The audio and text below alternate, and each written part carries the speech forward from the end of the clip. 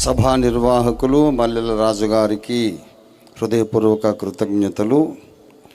అలాగే వేదిక మీద ఆశీనులైనటువంటి అతిరథులు మహారథులైనటువంటి వివిధ వేదికలను ఏర్పాటు చేసుకొని దళిత జనోద్ధరణ కొరకు అద్భుతమైన ఉద్యమాలు చేస్తున్నటువంటి మహానుభావులు ఇక్కడ ఉన్నారు. మరి ప్రత్యేకంగా ఐఏఎస్ విజయ్ కుమార్ గారు, నేను వారి అభిమానిని. రెగ్యులర్గా వారి ప్రతి వీడియో నేను చూస్తూ ఉంటాను. మరి అందరూ మాట్లాడింది ఒకటి, విజయ్ కుమార్ గారు మాట్లాడింది ఒక ఎత్తు. ఎందుకంటే వారు రాజ్యాంగ నిపుణులు. ఎంతో త్యాగంతో తనకున్న ఉన్నతమైన పదవిని కూడా ప్రక్కన పెట్టి దళిత పీడిత బడుగు వర్గాల బలహీన వర్గాల సేవ కొరకని వారు తమను తాము సమర్పించుకున్నారు. విజయ్ కుమార్ గారికి వందనాలండి. అలాగే ఇంకా ఇక్కడ చాలామంది పెద్దలు ఉన్నారు. మరి కొంతమంది పేర్లు నేను ఎరగను. అలాగే బిషప్స్ కౌన్సిల్ ప్రెసిడెంట్ గారు బాలరాజు గారు, నా ప్రియమైన తమ్ముడు, వారికి కూడా వందనాలు. ఇంకా ఒకరిని మించిన వారు ఒకరు అతిరథ మహారథులు. అందరి పేర్లు చెబితే ఇది అరగంట అయిపోతుంది కనుక మన్నించాలి. అందరికీ కూడా జై భీములు, జై భీమ్, జై భీమ్. ప్రియ మిత్రులారా, నేను 2-3 నిమిషాల్లోనే ముగించుకుంటా, ఎక్కువసేపు మాట్లాడను.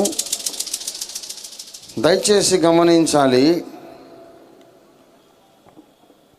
అసలు మతాలన్నీ ఎందుకు వచ్చినాయి అంటే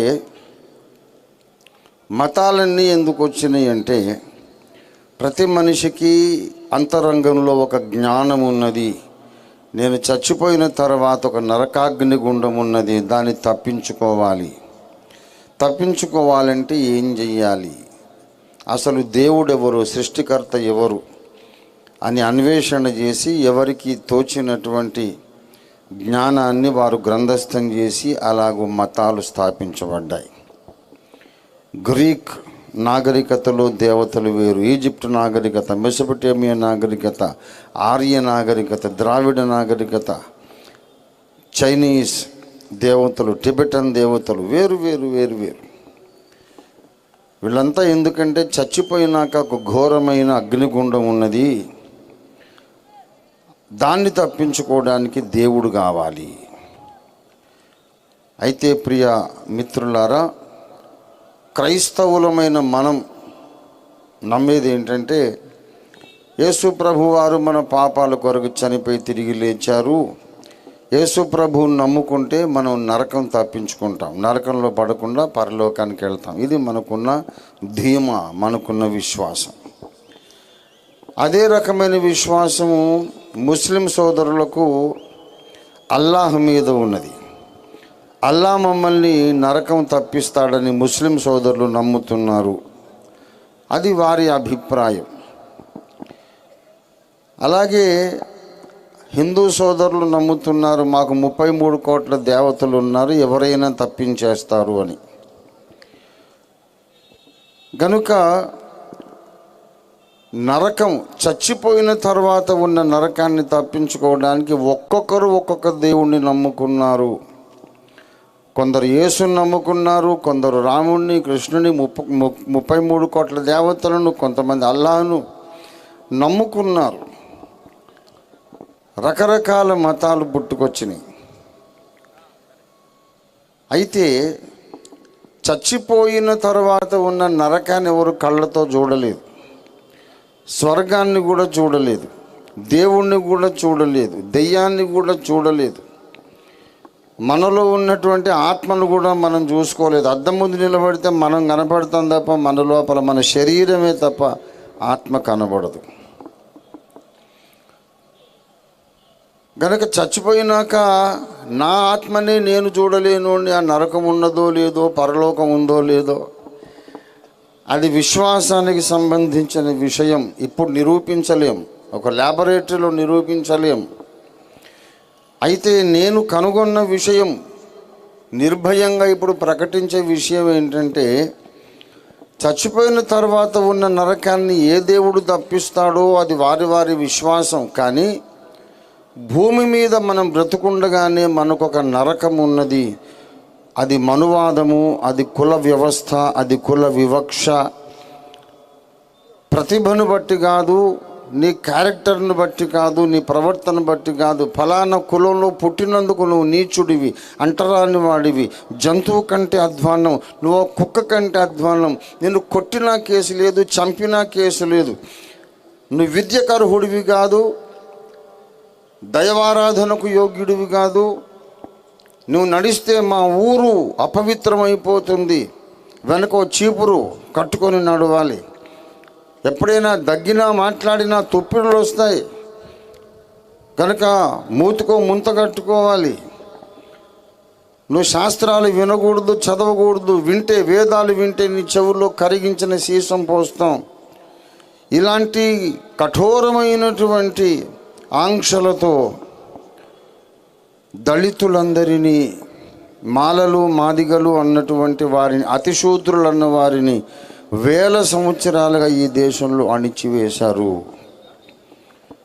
రామాయణంలో శంభూక వధ దీనికి చక్కని తార్కాణం. అదే ధర్మ సంస్థాపనమట. అతను మాలమాదిగ కూడా కాదు, ఊరు బయట వాడు కూడా కాదు, అయినా సరే వాడి తల నరికేశారు. తపస్సుకు నువ్వు యోగ్యుడు కాదురా అని. ఇదొక నరకం, ఇదొక నరకం. పేరుకు మాత్రం చెబుతారు అరుంధతీదేవి మాదిగ స్త్రీ, వశిష్ఠ మహర్షి భార్య మాదిగ స్త్రీ, ఇంకా కుల వివక్ష ఎక్కడుంది అని. ఒకరిలో ఇద్దరును అలా చూపిస్తారు, విశాల సమాజాన్ని మాత్రం తొక్కివేస్తూ ఉంటారు. ఈ మనువాదులు సృష్టించిన ఈ నరకంలో వేల ఏళ్ళు దళిత జాతి మ్రగ్గిపోతూ ఉంది. దళితుల్లో మళ్ళీ ఉపకులాలు చాలా ఉన్నాయి, 52 56 అని చెబుతారు పెద్దలు. అందరినీ త్రొక్కేస్తూ ఉన్నారు. ఈ నరకము నుండి ఎవరు తప్పిస్తారు? ఇది నా ప్రశ్న.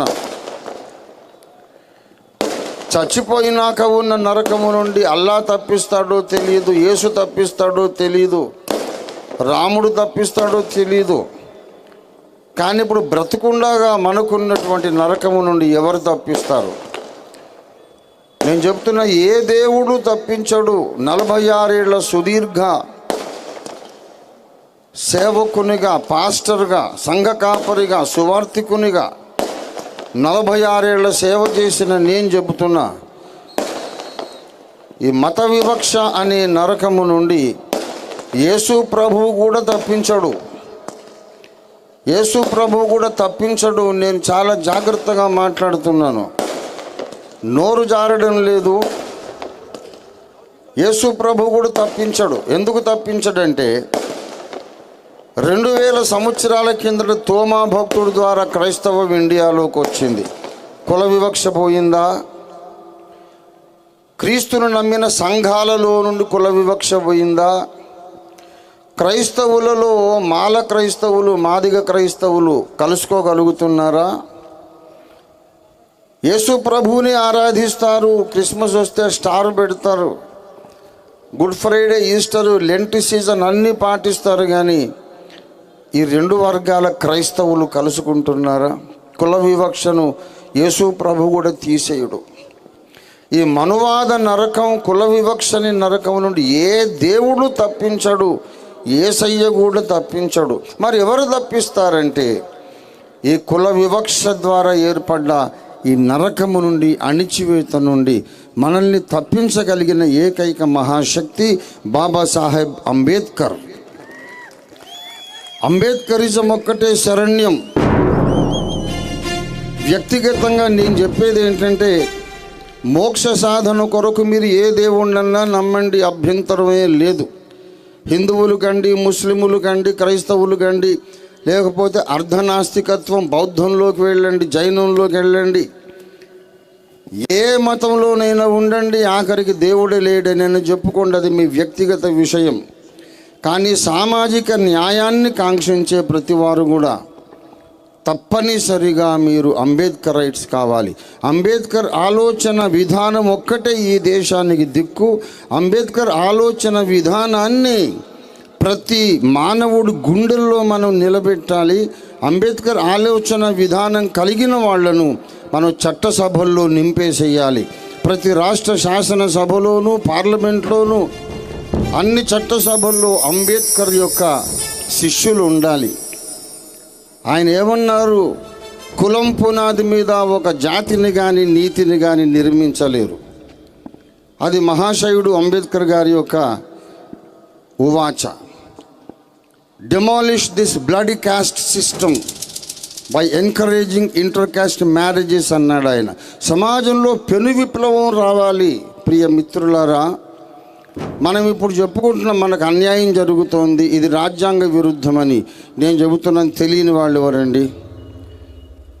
దళిత క్రైస్తవులకు మేము రిజర్వేషన్లు ఇవ్వము, దళిత క్రైస్తవులకు ఎస్సీ ఎస్టీ అట్రాసిటీ చట్టం కింద మేము రక్షణ కల్పించము అని చెబుతున్నారు. అది అన్యాయం అన్యాయం అని తెలియని వాళ్ళెవరు? అన్యాయం చేస్తున్న వాళ్ళకు కూడా తెలుసు ఇది అన్యాయం అని. వాడు కావాలని అన్యాయం చేస్తున్నాడు. ఏదో రకంగా బెదిరించి భయపెట్టి క్రీస్తు సువార్త వ్యాప్తిని అరికట్టాలని వాళ్ళ యొక్క కుట్ర. ఇవన్నీ తెలిసి వాడు నేరం చేస్తూ ఉంటే వాడి దగ్గరికి వెళ్ళి నువ్వు చేసే తప్పు బాబు అని చెప్తే ఏం లాభం? దొంగ దగ్గరికి వెళ్ళి ఎవరే దొంగతనం తప్పురా అని చెప్తే ఏమి లాభం? వ్యభిచారి దగ్గరికి వెళ్ళి వ్యభిచారం తప్పురా అని చెప్తే ఏమి లాభం? త్రాగుబోతు దగ్గరికి వెళ్ళి మంచిది కాదని చెప్తే ఏమి లాభం? ఇది తప్పు అని చెప్పడం నిష్ప్రయోజనం. వాళ్ళు తెగించేశారు, బరి తెగించేశారు. దళితులను ఎలాగైనా అణిచివేయాలి, క్రీస్తు సువార్తను అరికట్టాలి. ముందు దళితులను ఏమన్నారు తెలుసా? మా గుడికి రావద్దు నువ్వు అన్నారు. మా గుడికి రావద్దు, మీరు అపవిత్రులు, మీరు వస్తే మా గుడి మైలుపడిపోతుంది. సరే, మరి మీ గుడికి రావద్దన్నారు కదా, మేము ఏ గుడికైనా వెళ్తాం, పోయి బావిలో దూకుతాం, చెరువులో దూకుతాం, ఉరేసుకుంటాం, ఏమన్నా చేసుకుంటాం, నీకెందుకు? మీ గుడికి రావద్దన్నావు కదా, మాకెక్కడ ప్రేమ దొరుకుతుందో అక్కడికి వెళ్తాం అని వెళుతుంటే నువ్వు ఆ గుడికి వెళ్ళొద్దు, ఆ గుడికి వెళ్ళొద్దు, ఆ గుడికి వెళ్తే నీకు రిజర్వేషన్ ఉండవు. అరే నీ గుడికి ఏమో రావద్దంటావు, ఇంకో మందిరానికి వెళ్తే అక్కడికి వెళ్ళొద్దంటావు. అంటే దళితుల మీద అణిచివేత. వాళ్ళేమో కలుపుకోరు. ఇప్పుడు ఘర్వాపసి అంటున్నారు. దళితులు క్రైస్తవులందరూ మళ్ళీ హిందువులుగా మారాలట. హిందువులుగా మారుతామండి, సరే మంచిదే. మాకు ఏ కులం ఇస్తారు చెప్పండి? మేము క్రైస్తవ విశ్వాసం నుండి మళ్ళీ మేము హిందువుల్లోకి వస్తాం. మమ్మల్ని రెడ్డి చేస్తారా, కమ్మ చేస్తారా, కాపు చేస్తారా, శెట్టి బలిజలు అంటారా, బ్రాహ్మణులు అంటారా, క్షత్రియులు అంటారా, వైశ్యులు అంటారు? ఏ కులం ఇస్తారు?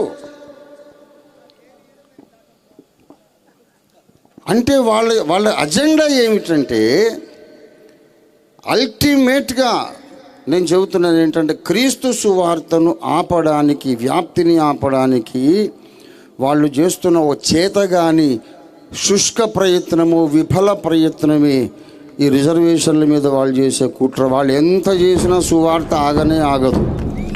వాళ్ళు ఎంత చేసినా సువార్త ఆగనే ఆగదు. జనతా ప్రభుత్వ హయాంలో ఓం ప్రకాష్ త్యాగి గారు యాంటీ కన్వర్షన్ బిల్లు పెట్టారు. అయితే అప్పుడు పార్లమెంట్లో నీలం సంజీవరెడ్డి గారు సంతకం పెట్టలేదు కనుక ఆ బిల్లు వీగిపోయింది. తర్వాత జనతా ప్రభుత్వమే కూలిపోయింది. తర్వాత అరుణాచల్ ప్రదేశ్ రాష్ట్ర స్థాయిలో యాంటీ కన్వర్షన్ బిల్ వారు పెట్టుకున్నారు. ఇప్పుడు 35-40 సంవత్సరాల తర్వాత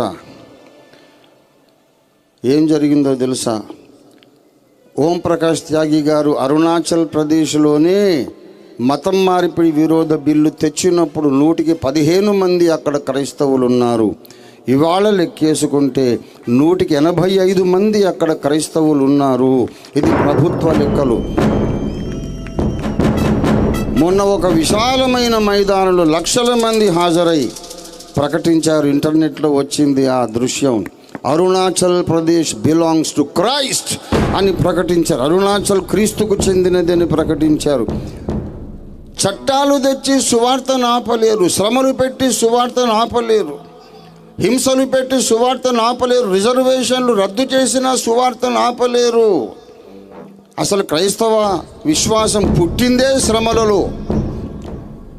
కాబట్టి ఎవరు మేమేం భయపడ్డలు. ఇంతకుముందు చెల్లి మాట్లాడింది, ఈ రిజర్వేషన్లు మీరు ఇచ్చినా ఇవ్వకపోయినా మేము మాత్రం యేసయ్యనే నమ్ముకుంటామని ప్రకటించేసి చెల్లెమ్మ. మనందరి స్టాండ్ అది. రిజర్వేషన్లు ఇస్తారని పురుషోత్తం చౌదరి గారు నమ్మారా? రిజర్వేషన్లు ఇస్తారని పులిపాక జగన్నాథం గారు నమ్మారా? రిజర్వేషన్లు ఇస్తారని ఆర్ఆర్కే మూర్తి గారు నమ్మారా? ఇదంతా భ్రమ. దీని మీద కాదు మనం ఆలోచించాల్సింది. ఎవరైతే కుట్రపూర్వకంగా సువార్తను ఆపడానికి ఈ ముసుగులో మనతో పోరాడుతున్నారో వాళ్ళను గద్దె దించాలి. అంబేద్కర్ మహాశయుణ్ణి గద్దెక్కించాలి. పార్లమెంట్లో అంబేద్కర్ కూర్చోవాలండి. పార్లమెంట్లో అత్యధిక మెజారిటీ అంబేద్కర్ రైట్స్ కూర్చుంటే మణిపూర్ లాంటి సంభవాలు జరగవు. జరుగుతాయా? జరగవు. We want Ambedkar to rule India, the spirit of Ambedkar to rule India. ఈ పని చేయగలిగిన శక్తి క్రైస్తవ సమాజానికి మాత్రమే ఉంది. నేను చెప్తున్నా, ప్రతి క్రైస్తవుడి గుండెల్లోకి అంబేద్కర్ బోధనలు రావాలి. చర్చిలోకి అంబేద్కర్ రాగలిగితే సామాజిక న్యాయం పార్లమెంట్లో ప్రవేశిస్తుంది. చర్చిలోకి అంబేద్కర్ రాగలిగితే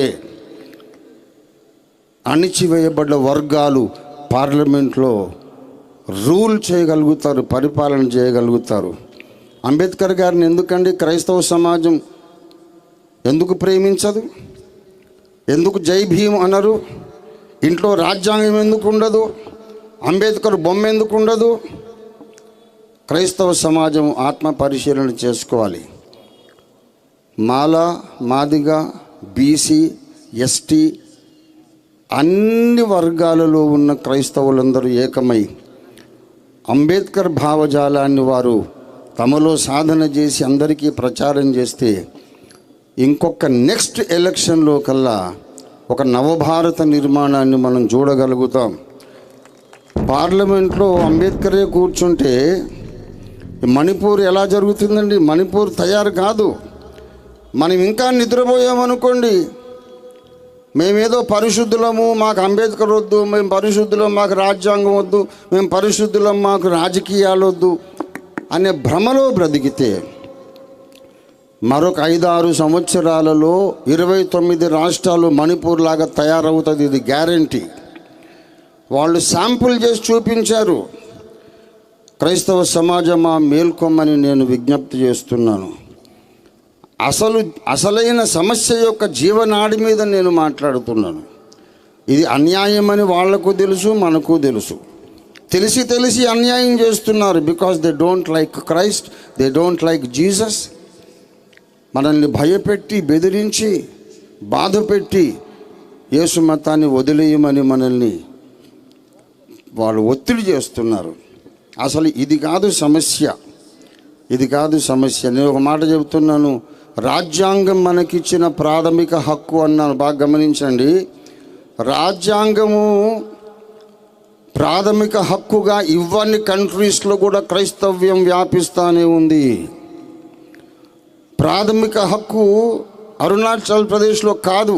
అయినా సరే 15% పోయి 85% అయ్యారు, 100% అయ్యారు. మొదటి శతాబ్దంలో, అది మొదటి శతాబ్దం, ఫస్ట్ సెంచరీలో రాజ్యాంగ హక్కు కాదు. యేసును నమ్మితే కొట్టారు, చంపారు, హింసించారు, అయినా వ్యాపించింది. నేను ఒక మాట మిమ్మల్ని అడుగుతున్నానండి. సువార్త ప్రకటిస్తాము, ఒకవేళ రేపు రూల్ చేస్తారు, సువార్త ప్రకటిస్తే చంపేస్తామని. మీరు సువార్త ఆపేస్తారా? మరి ఇంకేంటండి హక్కు? రాజ్యాంగం కాదండి, మన మనస్సాక్షి మనకిచ్చిన హక్కు, ఆ సర్వ సృష్టికర్త మనకిచ్చిన హక్కు. వాళ్ళు రాజ్యాంగం ప్రకారంగా మనకు హక్కు ఇస్తే రాజ్యాంగ ప్రకారం సువార్త ప్రకటిస్తాం. హక్కు ఇవ్వకపోయినా సువార్త తనంత తాను వ్యాపిస్తూనే ఉంటుంది. సువార్త దేవుని శక్తి. దేవునికి స్తోత్రం కలుగును కాక. గనక మనందరం ఒకటే దృష్టి పెట్టాలి. పార్లమెంటులో కొందరు అంబేద్కర్ రైట్స్ను ప్రవేశపెట్టాలి. దీనికి నా బ్రతుకు అంకితం చేశాను. నేను ఎంపీ కావాలనో పిఎం కావాలనో కాదు, కనీసం ఒక 50 మందిని లోక్సభలోను రాజ్యసభలోను ప్రవేశపెడితే కనీసం ఈ అన్యాయాలను ప్రశ్నించే ఒక రాజకీయ స్వరం ఉంటుంది. దాని మీద మనం దృష్టి పెట్టాలి. అలా దృష్టి పెట్టనంత వరకు ఇలాంటివి 1000 సభలు పెట్టుకున్న ఆ మతోన్మాదులకు కొమ్ములు వస్తూనే ఉంటాయి, అన్యాయం చేస్తూనే ఉంటారు. ఈ సభలను చూసి వాళ్ళు నవ్వుకుంటారు. ఇట్లాంటి సభలు బోలెడు చూసామంటారు. కానీ ఒక 5గురిని కూర్చోబెట్టండి పార్లమెంట్లో, ఎందుకు కాదు చూద్దాం. ఒక 5గురిని లోక్సభలో కూర్చోబెడితే సమాజం యొక్క దృష్టి మారిపోతుంది. క్రైస్తవులను గౌరవిస్తారు. ఈ పిచ్చి పిచ్చి నల్ల చట్టాలు చేయరు. రామ్నాథ్ అత్వాలే ఆర్పిఐ సభ్యుడు, ఆయన ఒక్కడే లోక్సభ మెంబరు ఉంటాడు. ఒక్కడే లోక్సభ మెంబరు. ఏ ప్రభుత్వం వచ్చినా ఆయన క్యాబినెట్ మినిస్టర్. మరి అంత ఉన్నప్పుడు 50 మంది అంబేద్కర్ రైట్స్ లోక్సభలో ఉంటే పరిస్థితి ఏంటి చెప్పండి. మనువాదాన్ని మనమే అణిచివేసి అణగద్రొక్కొచ్చు, ఉక్కుపాదంతో త్రొక్కేసేయచ్చు. మనం ఒక రాజకీయ శక్తి కానంత వరకు సిద్ధాంతాలు మాట్లాడితే లాభం లేదు. దయచేసి చేతులు కలపండి, అందరం కలిసి ఒక మహా రాజకీయ శక్తిగా ఎదిగి పార్లమెంట్లో ప్రవేశించి ఈ ఉపన్యాసాలు అక్కడ ఇద్దాం. అప్పుడు మనువాదం తోక ముడిచి పారిపోతుంది. అలా మనువాదాన్ని పారద్రోలగలిగినటువంటి దేవుడు కాని దేవుడు, సృష్టికర్త కాని దేవుడు అంబేద్కర్ మహాశయుడు. వారిని మనం మన గుండెల్లో పెట్టుకుందాం. సృష్టికర్త రక్షణకర్త యేసయ్య ఒప్పుకున్నాం. ఇక్కడ రక్షణ కొరకు కాదు, మోక్షం కొరకు కాదు, ఈ నరకాన్ని తప్పించాలంటే, మనువాద నరకాన్ని తప్పించాలంటే అంబేద్కరిజం ఒక్కటే మార్గం. అందుకే నేను క్రిస్టియన్ అంబేద్కరైట్. దయచేసి ప్రతి సంఘం అంబేద్కరిజంను పాటించినట్లయితే మన దేశం స్వర్ణ భారతదేశం అయిపోతుంది. ఇంతటితో ముగించుకుంటున్నాను. అందరూ ఈ పాయింట్లు మీరు ఆలోచించాల్సిందిగా మనవి. సమయం ఇచ్చినటువంటి తమ్ముడు మల్లెల రాజు గారికి హృదయపూర్వక కృతజ్ఞతలు. Thank you very much. జై భీమ్. అంబేద్కర్ ఆలోచన విధానం సాధిస్తాం, సాధిస్తాం.